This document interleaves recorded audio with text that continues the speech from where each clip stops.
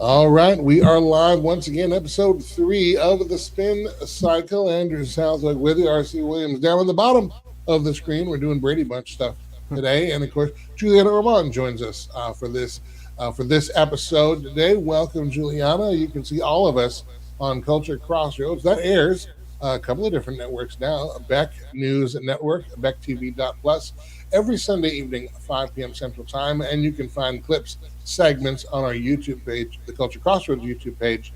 That is at Culture Crossroads 316. You'll see that streaming across the bottom. But it's also, RC, remind us, we're on the Watchmen Action Network as well, correct? That is correct, Andrew. So the Spin Cycle airs weeknights at 9:30 p.m. Eastern on the Watchmen Action Network. That's on the Epic Cable Network, Channel 40 in North Dakota, and expanding soon to Roku TV, Pluto TV, Tubi TV, and all the other places where you'd want to find it. So we're excited to be able to run Spin Cycle the same day. Culture Crossroads also airs on the network throughout the week, and then the first airing for each week runs on Sunday nights at 7 p.m. Eastern Time. And then, of course, Spin Cycle, this is just our daily, this is a very informal conversation. We want this to be and engaging for you. So as we're talking, if you have comments, you have questions, leave them in the comment section on wherever you are watching this program. All we ask, keep it civil, keep it family friendly, and we will have a great time. Also, if you have stories that you'd like to get our take on, again, let us know in the comment section. And if we can't get it to it in one episode, we'll try to get to it in a coming one, if that works. Juliana, good to see you today. Hopefully all is well in your part of the world. Yes, sir. It's wonderful over here. I got a free break to be able to be with you guys, and I'm really excited to hear what we're doing today on the Spin Cycle, having just conversations. All righty. Well, let's start off with daylight savings time. This is now I'm starting with this on purpose because actually I think it's a distraction from another more serious issue, which we'll get to on this episode. But nonetheless, it's supposedly a fix to an annoyance that we all have, setting the clocks forward, setting the clocks back. And I tell you, like, when I was growing up and even through my 20s, I didn't mind switching the time. It was sort of like a bonus hour I would get to sleep in the fall. So I kind of looked at it like that. But now, as I'm an old man and I have kids, like, whether the hour goes forward or back, it screws me up for a good week, maybe two.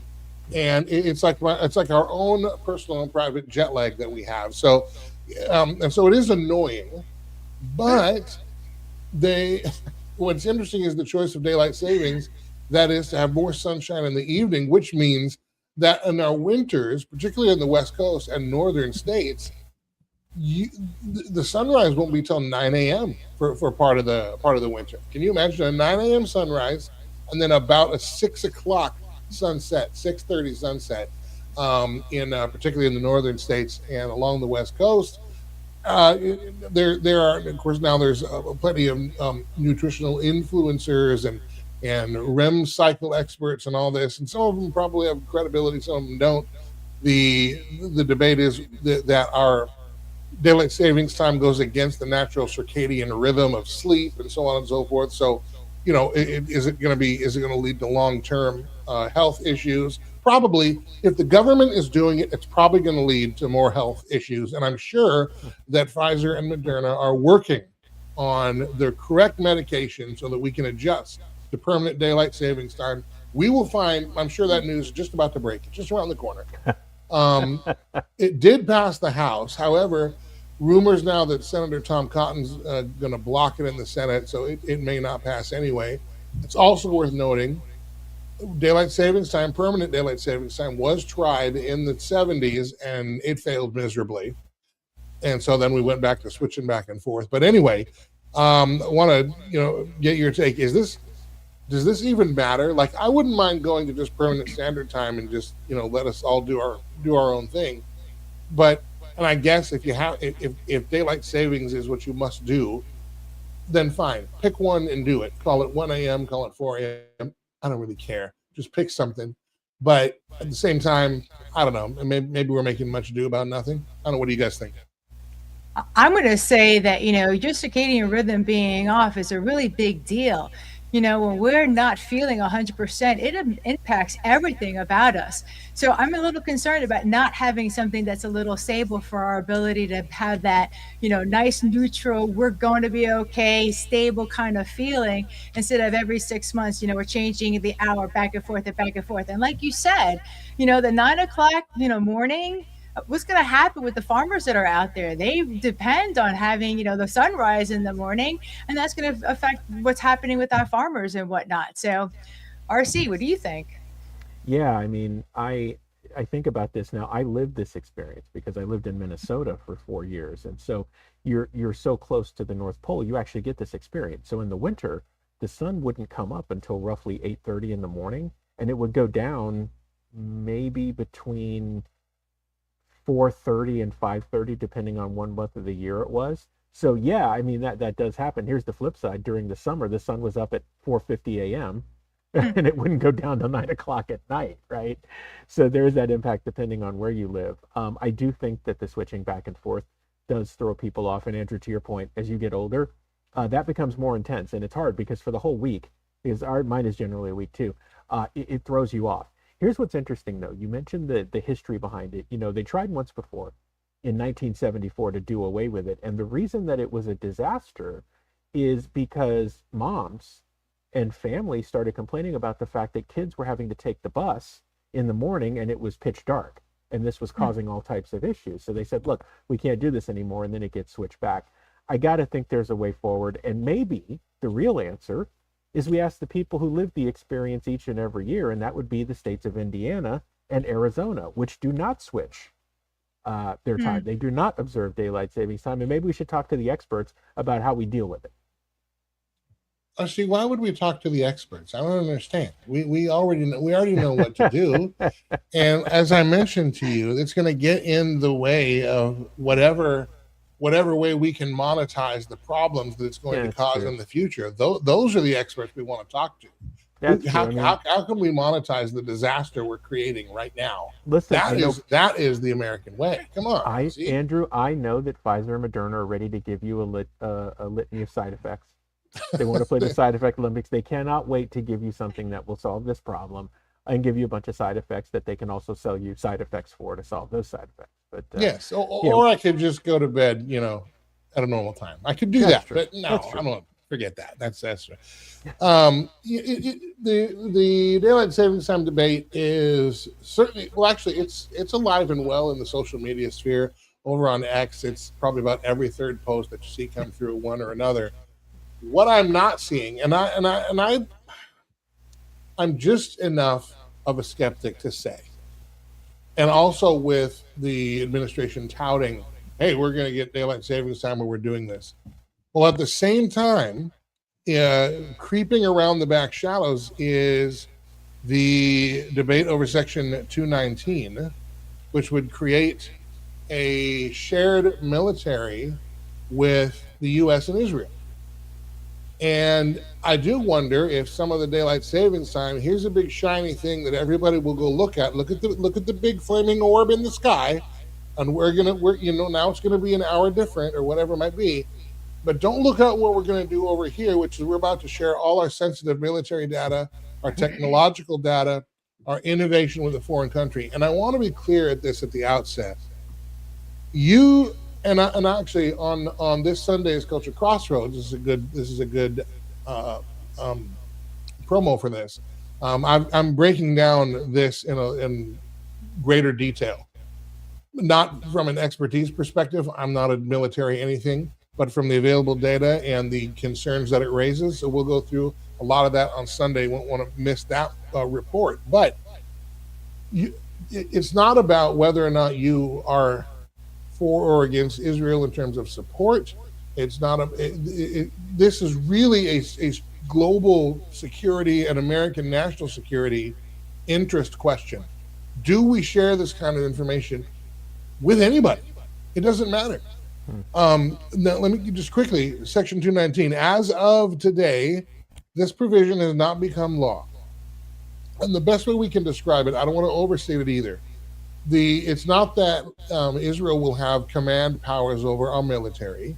Israel won't be able to say, to push a button and say, come over here and go to war. It's much more information sharing, but that it could be just as, if not more problematic. The best way I would describe it, it's not really a military merger in terms of soldiers, but it's an institutional integration of our nation's defense technologies, research, acquisition, industrial, and operational readiness. So, what it would actually do, it would create a Pentagon quote unquote executive agent, okay? Meaning the Secretary of Defense would be required to designate an agent responsible for, and this is from the text, synchronizing cooperative efforts between the U.S. and Israel, and for expanding a bilateral research, development, testing, evaluation, integration, and industrial cooperation. All right, so it's more than just a liaison. This is a Pentagon entity or an official assigned department wide responsibility for coordinating and designated function with Israel. It also then integrates Israeli origin technologies into U.S. military programs, so their tech becomes our tech. It moves joint research rapidly into Pentagon purchasing, and specifically from the House Armed Services Committee. This means the executive agent would help promising joint or Israeli origin technology move from experimentation in the U.S. to purchasing and deployment in the U.S. So we're just like we fast tracked biomedical research, we're going to fast track military weapon research. It establishes commercial and industrial partnerships. Again, from House Armed Services, this creates a deeper dependence between U.S. military programs and Israeli companies when it comes to intellectual property, software components, and maintenance networks. It then coordinates an Israel-related, work across major Pentagon organizations. It promotes joint training. This is maybe the most important point: joint training and information sharing. And the bill expressly says it directs the executive agent at the Pentagon to, quote, joint training exercises and information sharing mechanisms to enhance operational readiness to deploy jointly developed technologies.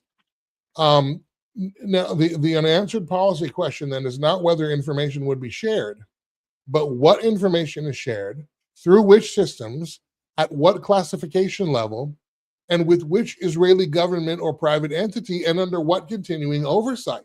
None of those things are outlined in this provision.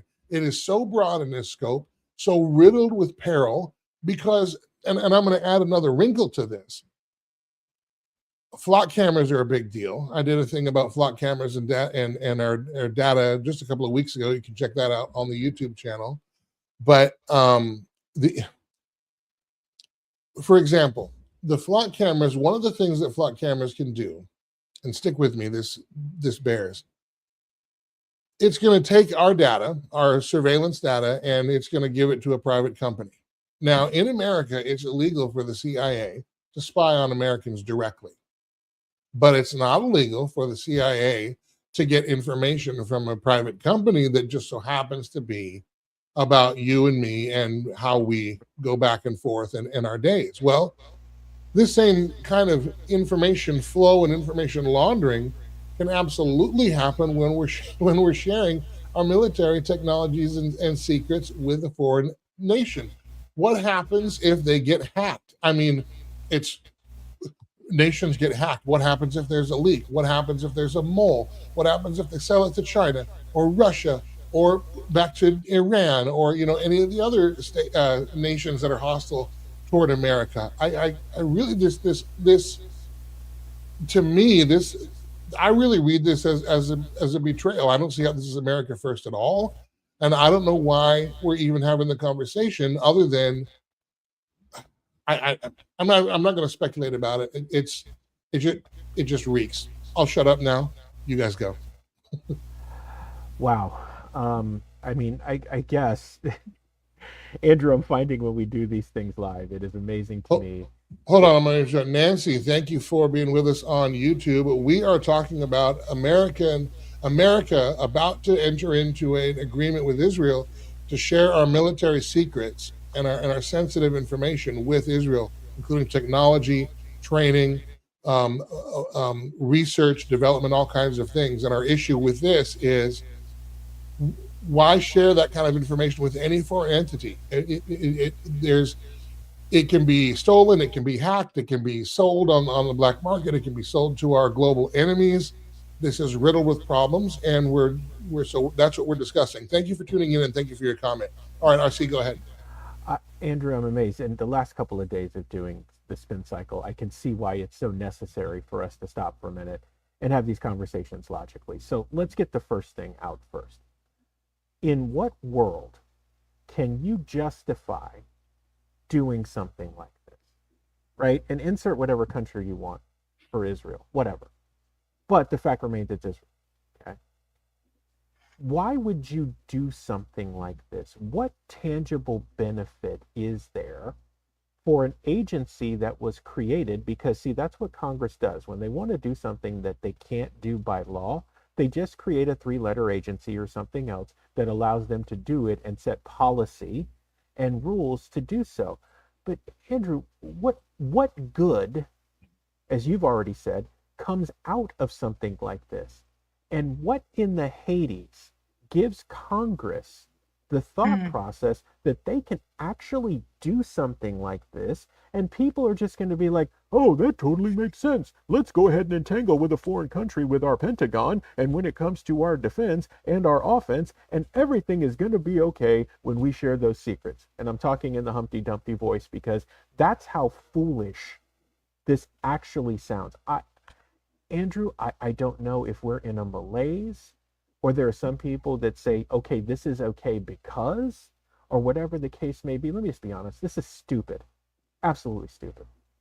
I'm just going to say, with 80% of the people being against what's going on with Israel and Lebanon and the Iran and whatnot, I don't see them as being our partners. Okay, I don't understand why the government is doing this, thinking that the American people are behind it. The American people are not behind what they're trying to do. We're pushing back on the data centers. We're pushing back on their agenda 150%. And we need to be talking about the fact that if they, merge our military, then where's our sovereignty, number one? Number two, let's bring in the fact that our border's been open and we have millions of other people in this country. Because remember, when something happens in America, Americans are going to take up arms against other Americans. It's going to be these foreigners. It's going to be other countries that are going to come in to take down America. Because remember, Netanyahu said that America was the golden calf.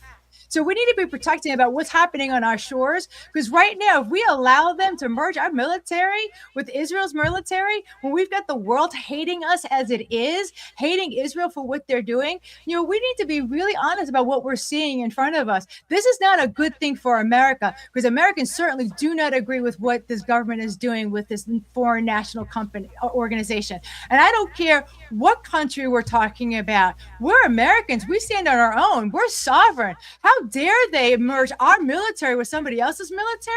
Who's going to protect our civilians? Who's going to protect our homeland? We've got our people over in other countries fighting wars where we've got a war happening right here on our own soil. Americans need to see that this is a war. This is how a war looks like in 2026.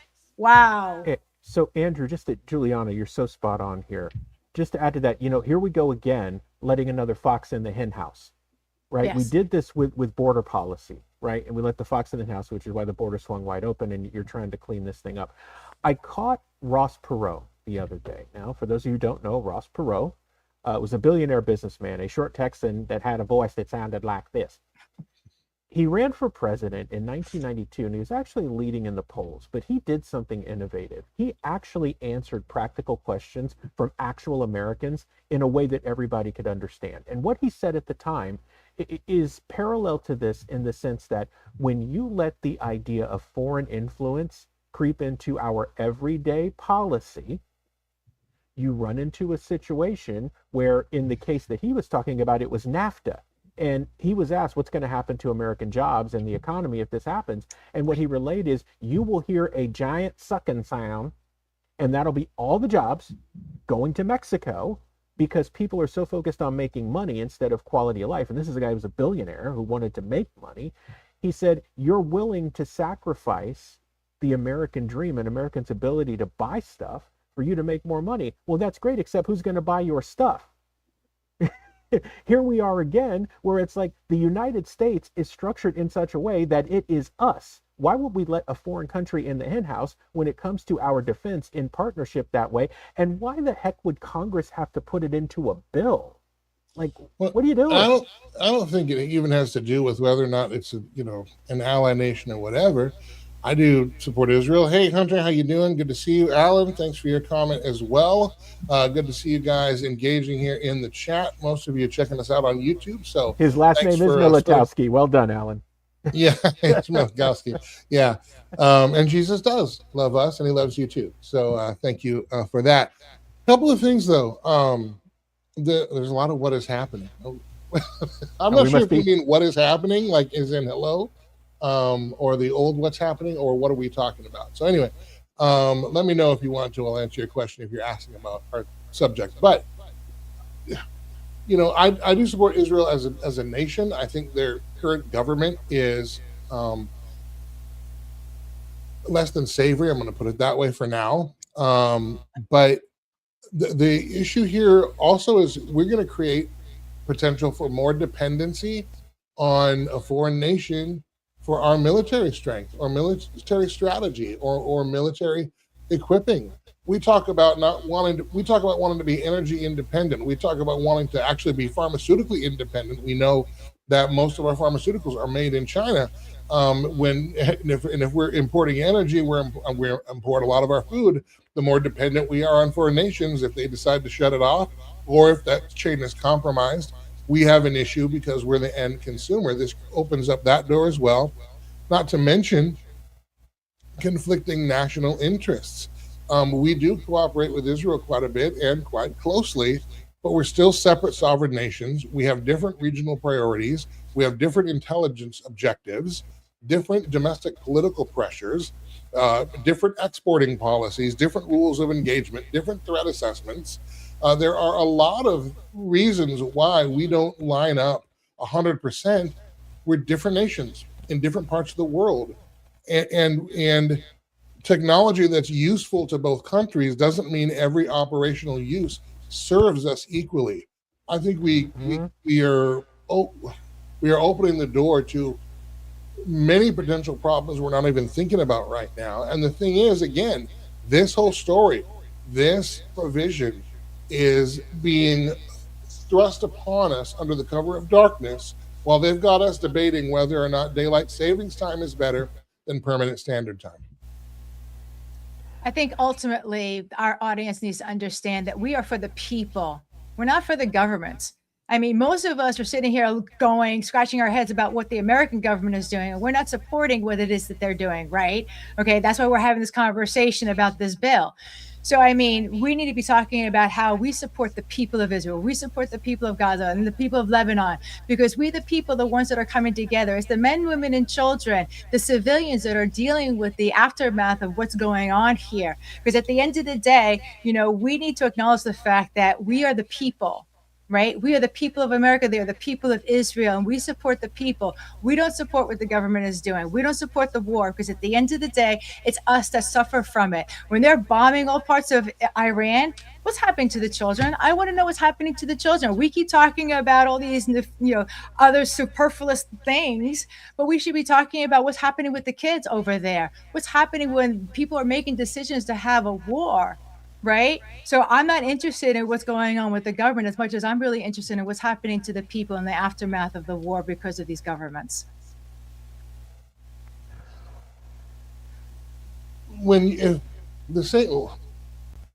Again, stick with me on this. I want to use this illustration.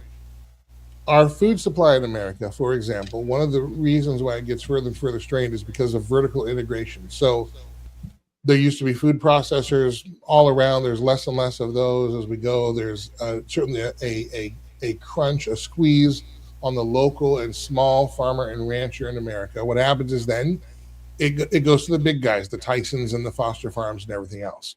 The problem with all of that, or one of the problems with that, is it becomes easy then to attack that system because the system is, one, consolidated into a smaller bottleneck, and two, it's also further removed from the people who need it. And so again, when you talk about marrying our military technologies with a foreign country, in this case Israel, well, then that actually creates another attack point for hostile nations against us, where they don't necessarily have to hit us directly. They can hit Israel. They can hit Israel's wherever they're storing their intelligence, or however they can hit Israel's technologies that we might be dependent upon, et cetera, et cetera. And I'm sure that somewhere someone must have thought of something like that, but you can't completely close that door, because, as we all know, um, to use a phrase, lab leaks happen, and whether on purpose or not. And again, I don't see how this is America first. I don't see how this promotes uh, global safety. I understand working with allies and even having some global allies very close, but this to me is a bridge too far. RC, what do you thought here? Give you the last word. Man, the last 3 days, Andrew, since we've been doing the spin cycle, has been vigilance, people. Vigilance. Don't get lost in the sauce. Don't let the distraction of daylight savings time take Hmm. you away from the fact that we have the explosive diarrhea parasite running around and the CDC and other systemic failures, right? Don't let it take away from the fact that Congress is trying to ram one through on this deal where they basically co-opt military with the nation of Israel, which ultimately isn't going to be good for you. Don't get into such a haze or a malaise or idol worship over movement, man. It doesn't matter what it is. It doesn't matter what side of the aisle it's on. Don't get distracted from the most important thing. And in a self-governing society, that's us doing the governing and holding the people that we send to represent us accountable. They hate to see you coming. In particular, they hate to see you coming in mass. So make them hate to see you coming, because that's also going to bring them to heel. The way that it works is you tell them what to do and they do it, not the other way around. But if Hmm. we're not vigilant and we don't enforce it, it's not going to matter. If we told them what to do and they did it, as in we the people, I feel like America would be a much different nation right right now. The whole grift is, hey, you tell us what to do and we won't do it, and then we'll run against the things that we're actually doing and convince you that voting for us is the only way to stop the things that you didn't want in the first place, that we are now doing, that we are now going to run against doing, but then turn around and do again once we get past election day. A Oh my gosh. coordinator to coordinate the coordinating. And it's Yes. unfortunate that everybody understood exactly what you just said, Andrew. Like, seriously. All right. Okay. Let's see here. I'm just checking the news feed here. Nothing. I'm not really seeing much else going on. Well, I mean, there's a lot going on, but yeah, I think that's going to do it for today. Anything you guys want to add before we wrap up? I just want to add that I've been seeing a lot of successes. Like, people are really pushing back on what's going on with the flock, what's going on with these data centers. The people's voices, they're really standing up and saying, hey, we're not going to tolerate, we're not going to take it, right? We're not going to take what it is that this government is pushing upon us. So we've been having a lot of success out there. And I want to say kudos to everybody out there that's standing up and saying, you know what, this is our America and we're going to take it back one step at a time, picking up something that they want to be able to advocate for and running with that baton to make sure that we keep America the way we want to have America. Because made in America, America is great, and that's the way it needs to stay. All right. Well, that's going to do it for this edition of the Spin Cycle. Remember, you can find our other work, Culture Crossroads. We have new episodes every Sunday, 5 p.m. Central Time, and they are distributed over a wide variety of social media in various forms, and of course on BEKTV.plus. That is BEKTV.plus. BEKTV.plus. Let me get the right banner going here. And RC, remind us, Watchman Action, where can people find that? Yeah, Andrew, you can find all things Watchmen Action at Watchmen, it's plural, Watch, M-E-N, action.org. On social media, our handle's the same for everyone. It's simply Watchmen Action. Throw it into one of the search bars. You will find our stuff on YouTube, on Rumble, on Facebook, on Twitter, X, Instagram, TikTok, the whole 9 yards, all Watchmen Action, all things Watchmen Action at watchmenaction.org. All right. We've been kicking off about 12:45 most days this week, but RC, I know you're out and on site. So what time can people expect tomorrow's installment of Spin Cycle? 12:45. 12:45. We're going to keep it rolling. All right. Well, we'll see you guys again tomorrow, a little after lunchtime. Till then, take care.